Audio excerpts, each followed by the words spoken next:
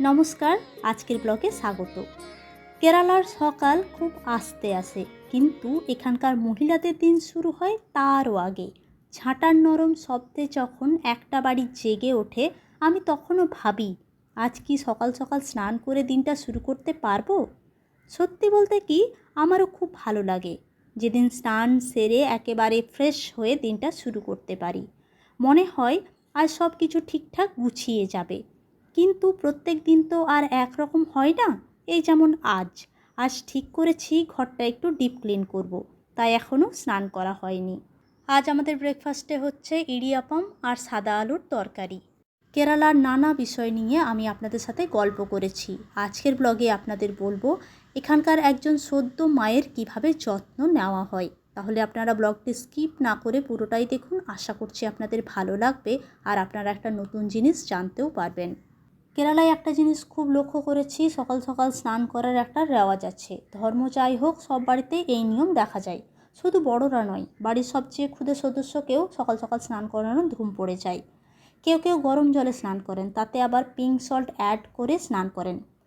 এই জলে স্নান করলে নাকি শরীরের ব্যথা যায়, এনার্জি পাওয়া যায়। এখানে যারা ধনী তাদের বাড়িতে তো সদ্যজাত বাচ্চাকে স্নান করানোর জন্য আলাদা করে প্রফেশনাল আয়া মাসিরা আসেন। রোজ সকালে এসে 1 ঘন্টা সময় নিয়ে বাচ্চাকে তেল মালিশ করিয়ে তারপর ধীরে ধীরে স্নান করিয়ে দেন। রোজ স্নান করান এবং মাথাও ধোয়ান। ছোটবেলা থেকেই বাচ্চা এই পরিবেশের সাথে মানিয়ে নেয়। দেখলে সত্যি মনে হয় এ যেন একটা ছোট্ট শিল্প। মাস গেলে তারা প্রায় 10 থেকে 12 হাজার টাকা নেন। ঈশান যখন ছোট ছিল তখন শাশুড়ি মা রোজ ঈশানকে মালিশ করে স্নান করিয়ে দিতেন। তারপর যখন ঈশান একটু বড় হলো, আমি যখন স্নান করাতে শিখলাম, তারপর থেকে আমি করাই।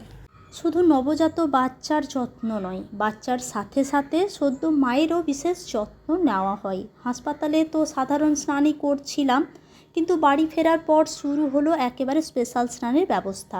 আগের দিন বিকালে নানা রকম গাছের ছাল, পাতা, শেকড়, কাঁচা হলুদ আরও নানা রকম আয়ুর্বেদিক উপকরণ, যেগুলো এখানে আয়ুর্বেদিক দোকানে পাওয়া যায়, সব একসাথে একটা বড় হাঁড়িতে জল ভরে টকবক করে ফুটিয়ে রাখা হতো। পরের দিন সকালবেলা সেই জল আবার গরম করে আমাকে স্নান করানো হতো। এখানে এই স্নানকে বলা হয় বেড়ুকুলি স্নান, মানে আমাদের বাংলায় ওষুধ স্নান। বেশ অনেকটা সময় লাগতো এই স্নান করতে, তবে নিজে একা করতে পারতাম না, শাশুড়িমা করিয়ে দিতেন। এমনিতে এখানকার মেয়েরা ডেলিভারির সময় বাপের বাড়ি চলে যায়, সেখানে তার মা যত্ন করে, কিন্তু আমার ক্ষেত্রে সেটা সম্ভব হয়ে ওঠেনি, কারণ সেই সময় করোনা চলছিল বলে আমি যেতে পারিনি। তাই শাশুড়ি মা আমার মায়ের মতো করেই আমার সমস্ত যত্ন নিয়েছিলেন। এই স্নানটা কিভাবে করানো হতো জানেন? হলুদ বাটার মতো একটা আয়ুর্বেদিক, মানে কোনো একটা উপকরণ, সেটা নামটা এই মুহূর্তে আমার মনে পড়ছে না। শাশুড়ি মাকে জিজ্ঞাসা করে আমি কমিউনিটি পোস্টে আপনাদের লিখে দেব। তো সেইটা ভালো করে মাসাজ করা হতো, তারপর জলটা দূর থেকে শরীরে ছোড়া হতো। ওই গরম জলটা দূর থেকে ছোড়া হতো, তাতে কিন্তু খুব আরাম পেতাম। শরীরের যে ব্যথা, সেই ব্যথা কিন্তু মানে চলে যেত।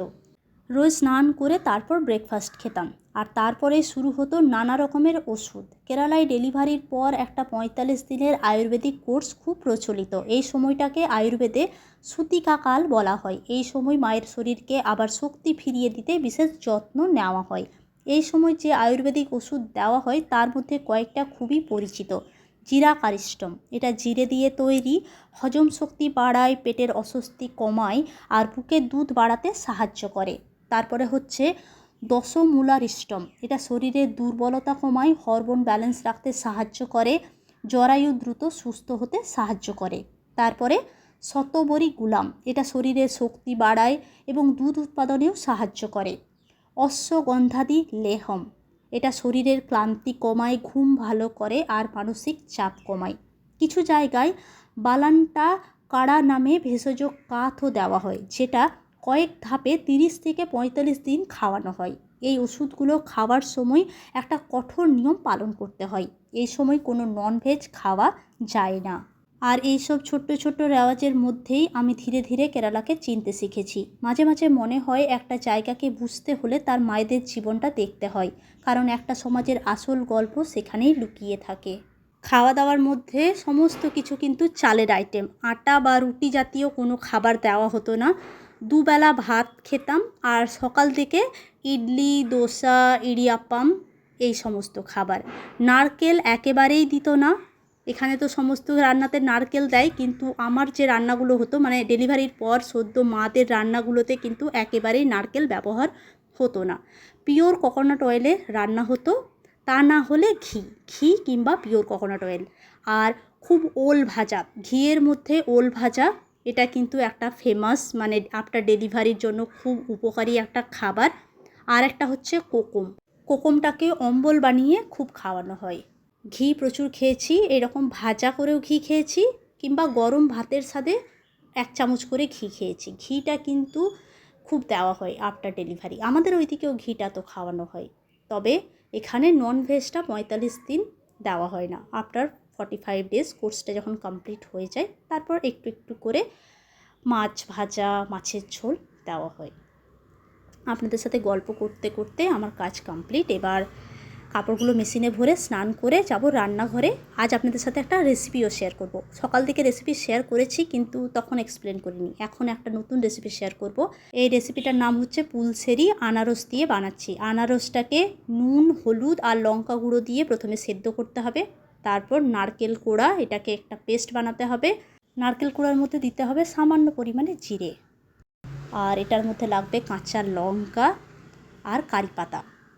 এবার এই পেস্টটাকে ওটার মধ্যে ঢেলে আরও ভালো করে ফোটাতে হবে। আর লাগবে দইটাকে একটু ব্লেন্ড করে নিতে হবে। তারপরে সমস্ত আইটেমগুলো একসাথে ভালো করে মিশিয়ে দিতে হবে। আর শেষে দিয়ে দিতে হবে একটু ফোড়ন বলতে এখানে কালো সর্ষে, কারি পাতা আর শুকনো লঙ্কা।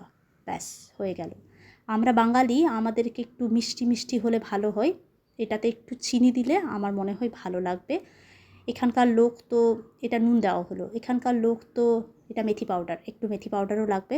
এখানকার লোক তো মানে আমাদের বাঙালিদের মতো মিষ্টি খেতে পছন্দ করে না, কিন্তু আমাদের বাঙালিদের মুখে একটু মিষ্টি মিষ্টি, ঝাল ঝাল, নুন নুন, টক টক, এটা আমরা বেশি পছন্দ করি। তো আপনারা যদি এটা ট্রাই করেন তাহলে সামান্য পরিমাণে একটু চিনি দেবেন, ভালো লাগবে। আমি যখন খাবো আমি কিন্তু একটু চিনি নিয়ে নেব। ঈশানকে খাইয়ে দিই। পাপম খাই কেন, মোটা পাপ।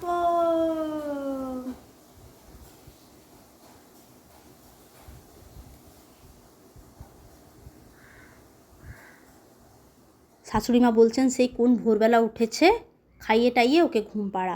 আমি বলছি যে ও ঘুমাবে, তাহলে হয়েছে। এখন এত দুষ্টু হয়েছে। এই দেখুন, এখন ওকে নিয়ে এই শুলাম। কখন ঘুমাবে সেই 4টের পরে। এখন নতুন একটা ওর রুটিন শুরু হয়েছে। 4টের পরে ঘুমাবে, আর ওইদিকে রাত্রে হচ্ছে রাত 12টার পরে। এত বদমাশি এখন ওকে নিয়ে না, মানে আমি সামলাতে পারছি না। আগে আমার একটা রুটিন ছিল, মানে এই সময়ে ওর কাজগুলো করে দিলাম, বাকি সময়ে আমি নিজের মতো। কিন্তু এখন কি হচ্ছে, ওর রুটিনটা পুরো চেঞ্জ। মানে ওর যে থেরাপি সেগুলো বাদ দিলাম, বাকি যে ওর যে ঘুমের সময় চেঞ্জ হয়ে গেছে। এই যে দুপুরে একটু ঘুমাবে, এই সময় আমি একটু কাজ করব আমার নিজের মতো, সেটা এখন আর হচ্ছে না। এইভাবেই চলছে। এখন বিকেল হয়ে গেছে, এখন আমি চা বানাতে এলাম। শ্বশুরমশাই চায়ের জন্য অপেক্ষা করছেন, শাশুড়ি মা গিয়েছেন দুধ আনতে। চা বানানো হয়ে গেছে। আগে আমাদের বাড়িতে, আমি যখন শ্বশুরবাড়ি আসিনি, তখন আমাদের বাড়িতে বিকালে কফি হতো, কিন্তু আমার কফি খেতে ভালো লাগে না। এইখানকার যা ক্লাইমেট, তাতে কফি ভালো লাগে না। শীতকালে কফি খেতে ভালো লাগে, এখানে তো শীতই পড়ে না। তবে যেদিন বৃষ্টি টিষ্টি পড়ে সেদিন কফি বানাই, ব্রু কফি। চা বানানো হয়ে গেছে। এখানে আবার বড় বড় কাপের চা, কিন্তু মানে সবার কাপ আলাদা। আমার সব থেকে যে ছোটো কাপটা, সেটা হচ্ছে আমার। ঈশানের জন্য একটু মুসলি দুধের মধ্যে ভিজিয়ে রাখি। ও তো এখন ঘুম থেকে ওঠেনি, ও তো এখন ঘুমাচ্ছে। ভিজিয়ে রেখে দিই, তারপর ও যখন উঠবে তখন খাবে। এখন এবার আমরা চাটা খাই, তারপর একটু বাইরে বেরোবো। অন্য দিন কী হয়, মানে অন্য সময়, সেই সময়টা অনেক দিন আগেই পেরিয়ে গেছে। আগে ঈশানকে বিকালে নিয়ে ঘুরতে বেরোতাম, এখন ঈশান বিকালে বেরোয় না। ঈশান 7টার সময় ঘুরতে বেরোয়। এই রাস্তাটাতে 7টার পরে ওকে নিয়ে একটু বের হই।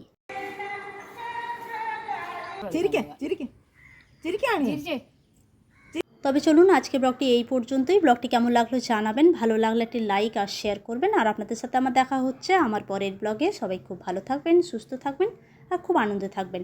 ধন্যবাদ।